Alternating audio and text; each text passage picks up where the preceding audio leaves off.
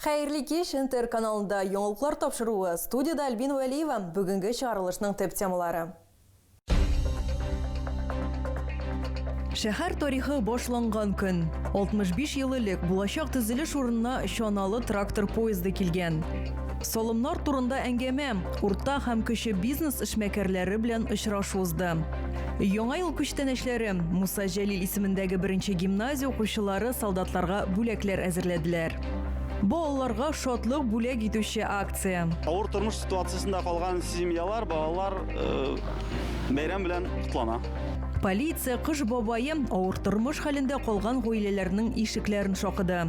Мәзәкләр, шигырьләр, бәйтләр. Авылның уникальлыгы нәрсәдә? Аның кешеләрендә. Айдар Хәмзинның ташлык тарихына багышланган яңа китабы дөнья күрде.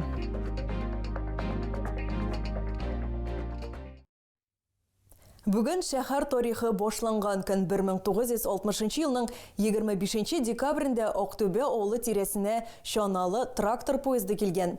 Анда 25 кешедән торган беренче төзүчеләр булган, механизаторлар, бульдозер йөртүчеләр. 65 ел элек тә шундый салкыннар торган, авыр һава шартларына карамастан тырышып эшләгәннәр, үз максатларына ышанганнар. Беренче төзүчеләр, ветераннар, мактаулы гражданнар, Түбән Кама җитәкчелеге бүген вакыйга шаһитләре белән хатирәләрне яңарталар. Бүген шәһәр тарихы башланган көн. Моннан нәкъ 65 ел элек шушы үзләштерелгән диярлек җиргә Чулман буена яңа шәһәр төзү өчен төзүчеләрнең беренче чана трактор поезды килә. Бригадада 25 кеше булган, механизаторлар, бульдозер йөртүчеләр, төзүчеләр.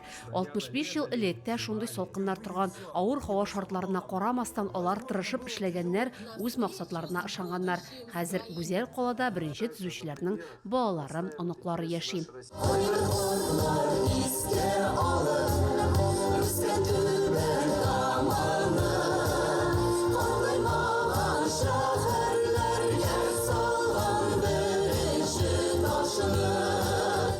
Тантаналы чарадан соң кунакларны шәһәр музеена чакыралар. Анда беренчеләр экспозициясе урын алган. Ветераннар истәлекләре белән уртаклашалар. Алар төзелеш урынына килеп 6 елдан соң эшчеләр бистәсенә шәһәр статусы бирелә.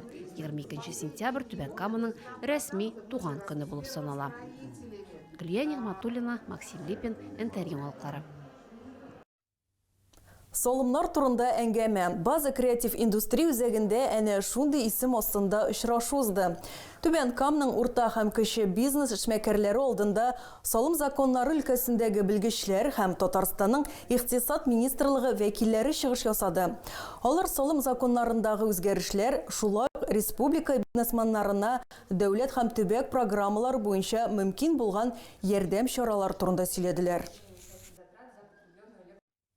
Хәрбиләргә яңа ел бүләкләре әзерлиләр. Игелекле йөрәкләр төркеме волонтерлары 9нчы мәктәп укучылары өчен осталык дәресе оештырдылар.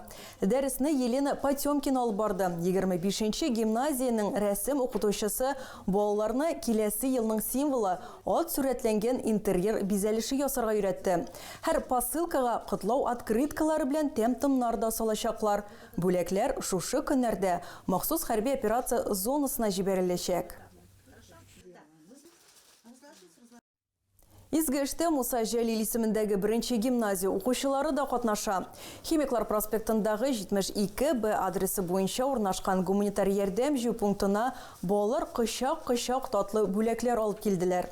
Солдатлар яңа ел бәйрәменең якынлашуын тойсыннар, посылкаларны алгач, аларның кәефләре күтәрелсен дигән теләктә яшь волонтерлар.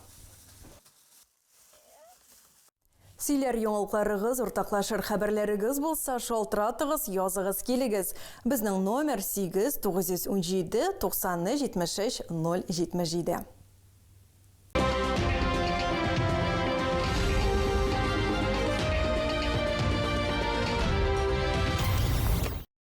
Айдар Хәмзинның ташлык тарихына багышланган яңа китабы дөнья күрде.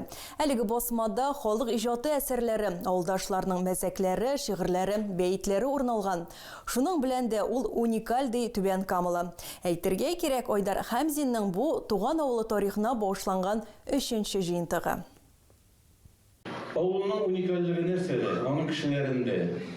Менә ул кешеләрнең мин сөйләмнәрен әзрәк калдырырга теләп, аларчарак язырга тырыштым.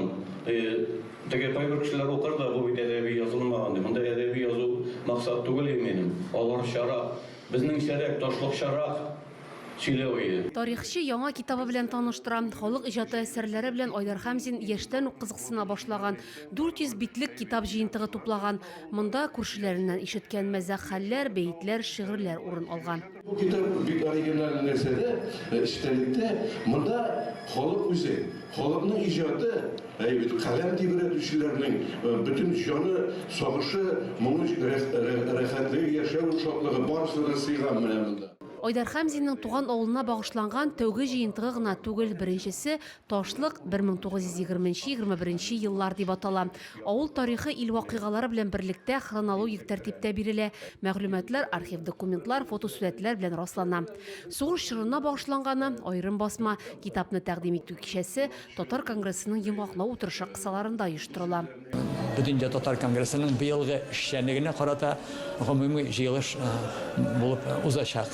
Йомгак формасында инде. Чөнки эшләгән эшләребез бик күп, аны халык та белә, җитәкчелек тә белә, республикабыз да белә.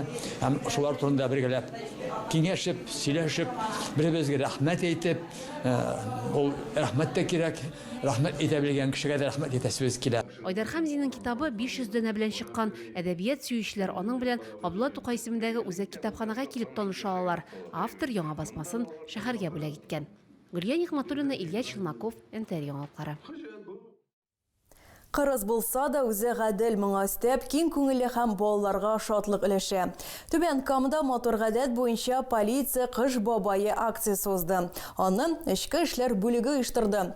Әкият тылсымчысы авыр тормыш хәлендә калган гаиләләрнең ишекләрен шакыды. Бу хакта алдагы видеозмада. Кызыл тун, тылсымлы тояк, күчтәнәчләр тулы капчык һәм полиция хезмәткәре кыш бабайга әйләнә. Фәнис Халиуллин балалар янына ашыга. Йөреп чыгасы адреслар күп, исемлектә үзенчәлекле язмышлы гаиләләр. Хотим вас поздравить с наступающим Новым годом. Спасибо. Вам подарочки. Спасибо. Полиция кыш бабайы күп балалы гаиләдә кунакта. Монда аны нык көткәннәр. Хәйри акциясе эчке эшләр бүлеге тарафыннан оештырыла. Бу инде матур традиция. Яңа ел алдыннан хокук сакчылар авыр хәлдә калган аз керемле һәм күп балалы гаиләләрнең ишекләрен шакый. Личный состав ярдәме белән бүләкләр җыйныла һәм авыр тормыш ситуациясендә калган семьялар, балалар бәйрәм белән котлана. Чөнки яңа ел могҗиза, бәйрәм һәм могҗиза һәрбер балада булырга тиеш. Полиция кыш бабайы балаларга өчен бәйрәм бүләк итте. Һәр нәни шәһәрдә шатланырга һәм сөенергә хаклы ди погонлы әкият герое.